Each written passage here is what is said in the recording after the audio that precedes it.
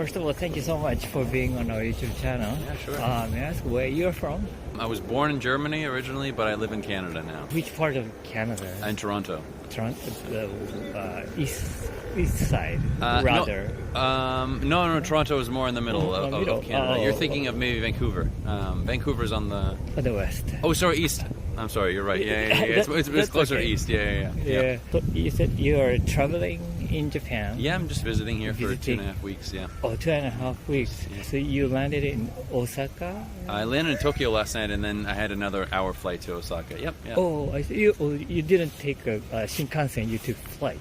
That's right. Yeah. Oh, great. So why did you choose Japan this time to come to visit? I'm here with a friend of mine. His brother has been to Japan about 8 times before. So we both kind of just, tagged along with their trip. And I don't know, it's a country I've always wanted to see. I've seen a lot of Europe. And yeah, this is just so different from any place that I've been. So I just wanted to check it out, yeah. And so this is your first time? This is my first time in Japan. And what did you feel being in Japan? It's incredible. I mean, just flying in, when I flew into Tokyo last night, there was like a full moon and it was reflecting in the water as I was like flying into the airport. And there was another plane just between me and the moon. So like 2 planes were coming in at the same time. And I just felt like I was in like a dream, you know what I mean? Yeah, just like my first impression was like a dream.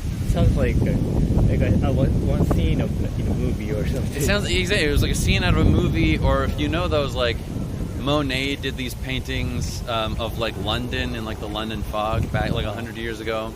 It just seemed like a painting, And then today I got up like super early. I just woke up at 6 a.m. and I couldn't sleep anymore. So I just started walking around Osaka here. And watching school children going to school and people just kind of opening up their shops and starting their day and like sweeping leaves. It was I don't know. It's just lovely here. Yeah. So far, you haven't felt the difference between here and your country, or there's a big difference between here and Canada. Yeah, you already felt. Absolutely. Yeah. Immediately. Yeah. Immediately. Yeah. Can you describe? Yeah, sure. Yeah, it's incredibly clean here. It's like unbelievably cleanly, and I'm not just talking about like where you're eating or anything. I mean like the sidewalks are immaculate. You know what I mean? And it's just like it's a tiny thing, but. And I don't know, everything just seems like really organized, you know what I mean? It seems like everything is kind of one big dance. Like everyone knows exactly what they're supposed to do in each moment. And there's like, it just never feels chaotic, at least from what I've seen so far. Back in Toronto, it's quite chaotic. And it's also it's not very clean in Toronto, a lot of parts, so it's quite a change here. So you feel the same way as you have expected, or you felt a different feeling? Or? Yeah, I mean, people say that it's like a very clean country and that the people are, like nice and like very polite, but it's just never going to be the way that like people tell you it is. But yeah, it's very much coming true. At the end of the day, I think when people say these things about a country, then it's not like a 3-dimensional person in your head. You just think, like they're like very polite or whatever. People say about Canada that like everyone is very nice, but it's not entirely true. It's just something that people, say about people from Canada. So, yeah, it's funny. It's just interesting to see the ways in which it's totally true, but then also the ways in which, people are just people, Yeah. But now you're going to find out more. Yeah, I hope so. Yeah. And it's hard to live in a big city with like a lot of other people around. But I think that's the thing I noticed when I was out on my walk this morning is as the city's waking up, I don't know, it just feels like everyone kind of knows what they're a part of. Definitely in my experience, like living in Toronto, it feels like it's me versus the world. It's me versus like everybody else. Like there's just this like air of anxiety in Toronto, whereas I haven't felt that yet here. So, do you remember your first contact with Japanese culture when you're like? When I was young, probably Spirited Away. The Hayao Miyazaki movie, the Studio Ghibli movie. Yeah, and I just got that on VHS. On VHS when I was a kid, and I was just blown away. It was like incredible animation and very like rich fantasy storytelling. Yeah. So beforehand, you were not really familiar with Japanese culture? I guess not. Just again, like historical things like samurai or some of that. Is that That's Japanese? Yeah, right. Just things like that you grow up with in TV, but I see. nothing real. Yeah. And you just accidentally saw that Miyazaki Hayao. Yeah, I think I saw it like in a store, and I was like, "Mom, can you buy me this?" Oh, really? And then she bought me that movie, and then I just like fell in love with those kind of movies. And as I got older, I just started to realize like, okay, this is just like a different world of storytelling, I see. And like worldview. And I think like, because I'm from Germany, I do see a lot of crossover between Japan's culture and Germany's culture. They're very similar in a lot of ways. I think like the way that you guys like integrate nature into just like, there's so much nature here. And like we're staying in the middle of Osaka, and you just go down like a little street, and people have like a bunch of pots out with plants, and just the tiniest little space that they might have free, they fill it with like greenery, which is beautiful. So I just remember you were born in Germany. Germany, yeah. Yes. And how old when you moved? I was 9 years old when I moved to Canada. I see. Then since then you lived there. Yeah, that's right. Yeah.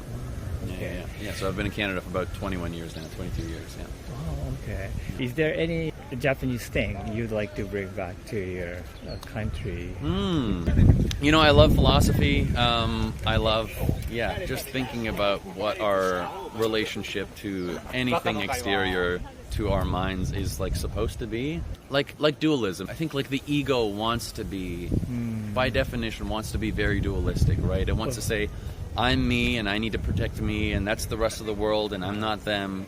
But I just don't think that that's the best way to live your life. You know what I mean? I think there's a way to see that we're all connected as like one big moving thing. And it's not just you and me and this tree. The entire universe. It's very philosophical. Yeah. And I think a lot of that comes from Eastern religion and Eastern philosophy. Right. I think Japan obviously played a big part in that historically. So I'd love it if I could just dive deeper into that. How about then other Asian countries? I think they have more like a strong kind of Indian culture. For sure. Yeah. Look, we're at this incredible temple. You know what I mean? And I was on some beautiful grounds up in Nara earlier today. And they're just like spaces that are like dedicated to just like quiet and like peace. You know what I mean? And I feel like a space like that is meant to like foster a certain type of like mind, clarity and thinking. Oh, I see. If you can, you want to install somewhere in your lifestyle. Yeah, absolutely. At the end of the day, I have to go back to a pretty hectic city, and I'd like to be more at peace with that. Because I can't change the city. You know what I mean? I can't change the environment. I can only change how I feel about it. Right. Hopefully, I will learn something. Okay. Well, thank you so much for our conversation. It was very fun talking to you. Sure, my pleasure. First of all, thank you so much for being on our YouTube channel. Where are you guys from? Australia. Which part of Australia? Victoria. So That's very south. yeah. Oh, okay. Southwest, but 4 hours from Melbourne towards South Australia. So country. Oh. We have a farm. Yeah. Oh, you own your farm? Yes. Oh, really? Is this your traveling in Japan or your specific purpose in Japan here? We originally, our reason for coming here was I was competing in a karate competition, so an international karate. Karate? Oh, really? So, and I was competing with the Australian team, but we came here a few weeks early just to do lots of sightseeing. So we started down in Osaka, and then we came up through Kyoto and everything like that, went to Tokyo, and then Koyasan and Meijima, and then we came back down to Osaka again. Wow, you have one trip so far. Yes, 4 weeks. 4 weeks. The beginning or like the first couple like the days or weeks are being in a competition?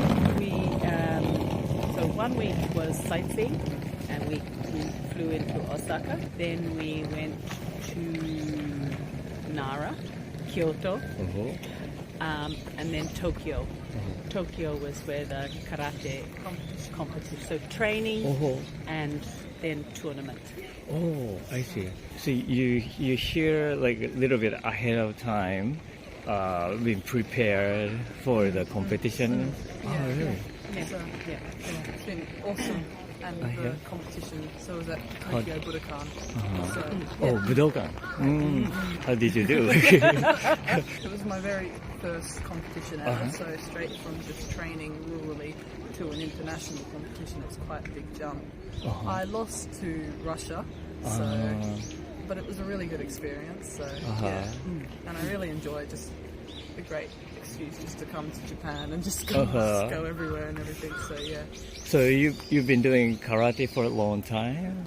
I'm 14 at the moment, so, and I started when I was 8, so about 5 years, 6 years. 6 years. Yeah. With COVID caused a little gap in training. In Shotokan, and so in Kumite, which is the fighting, it's contact. With contact. So full-on contact. So people do get knocked out and things like that sometimes. I wasn't in that, I was in kata, but Shotokan is contact, I think. And some other things, but yeah. So you started with kata? Yeah. I see. But she is, Mariana studies Japanese in high school, and she wanted to try and learn Japanese. You study in Japan too? No, I study at home. Oh, no. But at my school they learn French and Chinese because I didn't want to learn. I wanted to study Japanese, so I go down to the library and I study alone. I'm the only person in my school studying Nihongo. So, But you're the only person? Yeah, You said? only person in school Studying Japanese. So do you have a teacher? Yeah, so it's online. The teacher is in Melbourne. In Melbourne. So there is a language school, so Victorian School of Languages in Melbourne. Mariana can study Japanese through there. Wow, but in your school you're the only one person, and can you get a credit from it? Yeah, I can. Yes, so she has a friend who learns Spanish, and that's not taught in the school. In the school they teach French and Chinese only. So because it's a country school, many schools in Melbourne probably learn Japanese or Italian. They're more common languages to learn. Chinese is quite common as well because there is a big Chinese community in Australia because the Chinese came to Australia at the same time as white people came to Australia. So It must be very useful if you know Chinese. But why did you choose Japanese then? I just love it. we came to Japan when she was a baby. Yeah. So 14 years ago. And we think that as a baby, it must have, the culture and must have infused into her. Installed at that time. So perhaps some of the influence comes from me. I lived in Japan for 2 years in Tokyo as an English teacher. First with Nova and then Yochien company doing English teaching. So in 2000 to 2002. So you speak then Japanese too? Squashy. Okay. Very squashy. I wish I spoke more. You chose Japan to choose to teach English, right? Why did you choose Japan to come? I think curiosity. Japan is a country that is always appealed to me because of its purity of culture and tradition and its honouring of its culture, I think. So, and the food is very good. And the people are very lovely. Well, thank you so much to say that. It's so kind. So before coming to Japan, you've been felt that kind of things while you were in Australia? Yes. You're curious and interest, but also wanting to live in another country. I hadn't lived in another country, and I always wanted to, perhaps to live 6 months in New York, 6 months in Tokyo, 6 months in Paris, 6 months in London, but I've only ever achieved Tokyo, and that I think is probably the best choice. But we quite like, because Mariana wants to come and study in Japan. Uni. So, maybe once I'm finished high school, I'll come and stay in Japan or something like that, maybe live. Yeah, So, did you feel the big difference between your country and here? Yes. Of course, right? What is the difference is, number one, Australia is quite a lot, kind of more sparse, and there's not as many people. So there's only 26 million people in the whole of Australia, whereas in Japan it's like packed? 120 so, And that is what I said to Ariane. I said, you've got to be careful, be aware that she doesn't like a lot of people, and she doesn't like crowded places. But here, it's always different, because I think people respect space, even though you may not have, particularly on a crowded train, you might not have a lot of space, but there is a mental creation of space and mindfulness and separateness that comes from living in And I don't know, the terrain is also quite, like the mountains and things like that in Japan, it's a lot different to Australia. And we don't have snow in Australia. Well, we do, but not as where we much, live. not where we live. So, it's, I don't know, there are big differences, but there's also similarities, so it's cool. Then what kind of similarity? Maybe that's more interesting to hear, I think. Similarities with, Melbourne is quite packed and dense, and there's a lot more traffic and things like that. Traffic seems pretty calm around here, and I was actually surprised by that. And it's like it moves a lot quicker, and everything moves a lot quicker in Japan. more efficient, more kaizen. More efficient and everything like that. I think one of the big differences that I love is the celebration of seasons. Season changes. More people. In Australia, we don't pay as much attention to nature, I don't think. I mean, we are outdoors, we do a lot of stuff outdoors, but the changes of seasons and celebrating and appreciating the beauty that each season has is not as honoured in Australia. In Australia, do you feel the differences in seasons? Yes. Changing the color of the leaves and stuff? Yes. Oh, I see. So you see the kind of similar thing, but you don't really pay attention? No. That's what you mean? No. It's not so much. Because I think if we look at the First Nations people, like the Indigenous people of Australia, their connection to country and land is much more ancient than white people in Australia, and the land is very important to them, whereas white people in Australia we've come and bought our farming and our agricultural and our commercial activities from another country and tried to create that in Australia. And it's only a short history. I think that's why we don't appreciate as much. But I mean, we being farmers, coming from farming family, we recognise that. I see. Okay.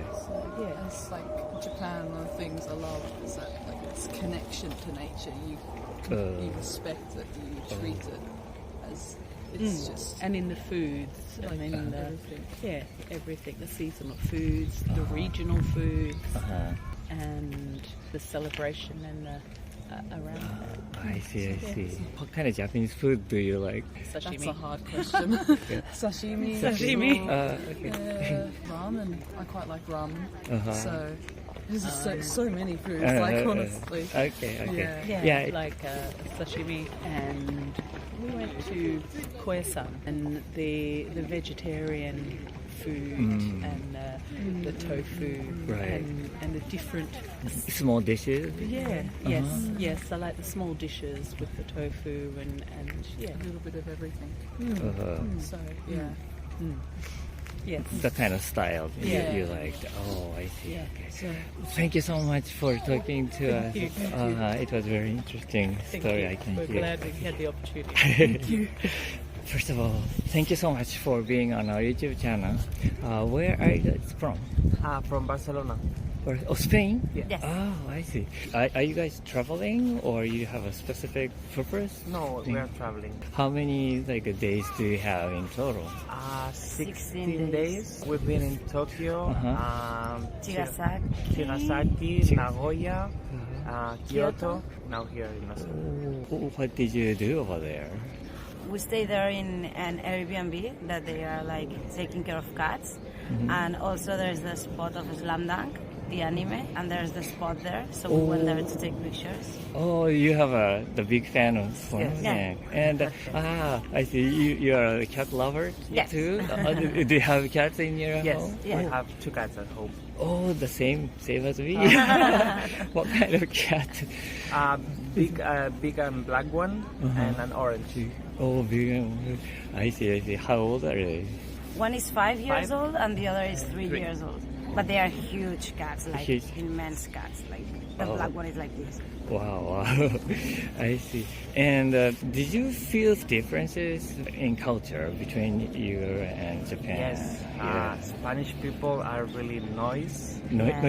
yeah. We're so noisy. Like we go on metro and we talk loud. We are always like listening music, and here people is super quiet, and we are like, okay, be quiet. We can eat on streets, for example. People is like always laughing and screaming. I think in restaurant there are many type of restaurants, right? And I think have you been to like a drinking place? Yeah. Izakayas. Yeah, those are pretty loud. Yeah. Don't you think? When you Yeah. go to an izakaya, it's really noisy. But on streets, people is like Oh. more polite. Yeah, Quiet. for example, here in the Takayas, you can smoke inside the restaurant, and in Spain, it's forbidden. And in not the izakaya type, but a regular restaurants, maybe you meant that kind of restaurant. It's quieter, Yeah. but in your Spain, those restaurants also noisy. That's what you Yes. meant. And for example, here a lot of restaurants, you can see the kitchen, you can see the chefs cooking. And in Spain, it's difficult to find this type of that's restaurant. It's all hidden or in the far Yeah, away. it's not kind of- different room. Oh, I see. Also, the touching part. In Spain, people is always like hugging, touching, kissing. And here, people is more like have this Right. distance, physical distance. Do you feel awkward about it? No. About the distance? Kind of. Like, we are just like giving hands, but like people is like watching and staring, but it's not a problem. But in Spain, people is like, you can see all the time people like touching, hugging with friends. Here, it's difficult to see a couple kissing each other in the streets. And in Spain, it's common. You went to Kyoto, you said. How was it? What did you feel? So different, more like, it was more calm. Yeah. People walk slowly. And here is more noisy, like Osaka is, It's noisier. it's more alive, it's more... Yeah, there are a lot Flavors. of lights in the street, the neon lights. It's like Osaka is a city and Kyoto is like a village. As a whole, what is the main event of you guys? Like, which part was most interesting, or you remember the best? We came here for anime, so Yeah. all the anime part was quite cool for us, because in Spain we don't have like so much shops Yeah, these big and shops like stores. Mandarake or Animate. Oh, I Right. see. Kind of a big shop only for anime and manga. We really enjoy it. So you went to Akihabara and those places to see the manga. So you bought Yes, things? Yeah, we bought a lot of things. For example, what, like a figures or Yeah, the we books? Anime, bought manga, figures. Yeah, anime, Merchandising. a lot of things. A lot of things. Because in Spain, manga is not common. Like, people usually don't read mangas, so it's hard to find stuff there. Yeah, how did you start with like a manga? This is strange because we're from Barcelona, Catalonia, and it's the only part of Spain that when we were kids, they play animes on TV. We don't know why. We have a TV channel that it's Super Tres, and we had a lot of animes, and it's animes translated into Catalan, it's our language. Like Dragon Ball, Inuyasha, Slam Dunk, Sailor Moon, like all this anime. I don't know why, but they were putting this on TV. And it was so strange because it was the only place in Spain doing it. That's the reason that we were like raised. Yeah, I believe it's very fun to do to go there, like treasure hunting. Yes. Did you find it very rare things? Yeah, we bought the #1 of Sakura's manga, and Maybe for here it's not like hunting a treasure, but for us it's super hard to find. Right. Yeah, every people have a different treasure. Yeah. So yeah. So we find a lot of things about Sakura, also about old animes like, I don't know. Slam Dunk, One Piece, Inuyasha. Good. Then how about Japanese food? Do you like Japanese food? Yes. We're the whole day eating. Like, it's a kind of anime and gastronomic travel because we're the whole day. Yeah, and we love to try new things, so we tried a lot of different food. For us, I think the best food we have tried is udon in Arashiyama. And I think it was the best. It was so good. But here food is so good. Like in Spain, you have to, like, food is incredible, but here it's also super good. What kind of udon was it? Did you have a name or like a special toppings or? I think it has egg, Tempura. It was a small place in Arashiyama that it was not like in the middle.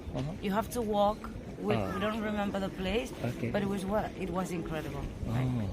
So good. We love eating, so we try a lot of foods, different foods, and we like it really. And also 7-Eleven. Yeah. Many people like 7-Eleven. Yeah. What is the good about 7-Eleven? If you don't want to go to a restaurant, you can, for example, buy an onigiri or a sandwich or coffees, for example. I see. We tried different places, and I think the coffee that we like the most is in 7-Eleven. You have a lot of things and everything is cheaper. Okay. Well, thank you so much for your time. It was a very interesting story I've heard. ありがとうございます。